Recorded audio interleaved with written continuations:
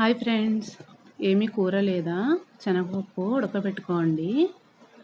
బాగా మెత్తగా ఉడకబెట్టుకోవాలి. కొద్దిగా ఎండు కొబ్బరి తీసుకొని సందుకాయల రాయి మీద కొంచెం కచ్చా పచ్చా నలుపుకోవాలి. కొద్దిగా ముగ్గుట్లో కొబ్బరి నూనె పోసుకోండి. ఆవాలు, శనగపప్పు, మినప్పప్పు, కొద్దిగా జీలకర్ర, ఎండుమిరపకాయలు,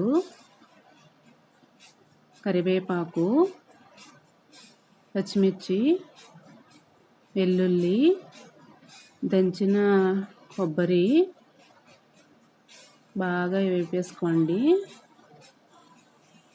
ఉడకపెట్టిన శనగపప్పు పోసేసుకోండి నీళ్ళు లేకుండా.